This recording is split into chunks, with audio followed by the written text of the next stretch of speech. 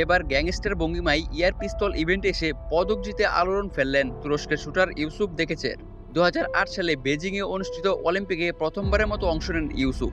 এবার পঞ্চমবারের মতো অংশ নিয়ে পদক জিতলেন তিনি। তবে এবারে তার আউটলুক ছিল অন্যরকম। শুটিংয়ে অংশ নেওয়া বাকি সব প্রতিযোগী যখন চোখের বিশেষ ধরনের লেন্স ও কানে ইয়ারফোন দিয়ে আছেন, সেখানেও ব্যতিক্রম ইউসুফ। গায়ে একেবারে সাধারণ টি শার্ট, চোখে সাধারণ চশমা, সেই সাথে কানে তোলার মতো গুজে রাখা ছোট এক জোড়া বাট, বা হাত পকেটে আর ডান হাত পিস্তলের ট্রিগারে। অলিম্পিক যাকে বলা হয় গ্রেটেস্ট শো অন আর্থ, এর কত শত আয়োজন যেন ইউসুফকে বিমোহিত করতে পারেনি মোটেই। চলছিল অলিম্পিকের 10 মিটার এয়ার রাইফেল ইভেন্ট। সেখানেই দেখা মিলল অদ্ভুত বেশে এক অ্যাথলেটের আগমন। সাধারণ বেশভূষা আর নির্বিকার ভঙ্গিতে এক হাত পকেটে ঢুকিয়েই প্যারিস অলিম্পিকের 10 মিটার এয়ার পিস্তল ইভেন্টে সেবার লাদিয়া তারহানের সঙ্গে মিশ্র ইভেন্টে রৌপ্য পদক জিতেছেন ইউসুফ। এরপর ইন্টারনেটে আলোড়ন পড়ে গেছে ইউসুফের আউটলুক বা বেশভূষা। সাধারণত শুটিংয়ের এমন ইভেন্টে যেমন পোশাক, ভাবভঙ্গি বা গিয়ার থাকে কোনো অ্যাথলেটের, ইউসুফ তার ধারে কাছে দিয়েও যায়নি। তার আউটলুক দেখে অভিভূত নেটিজেনরা, ছড়িয়ে পড়েছে অসংখ্য মিম। কেউ কেউ তো বলতে শুরু করেছেন অলিম্পিকে হিটম্যান পাঠিয়েছে তুরস্ক।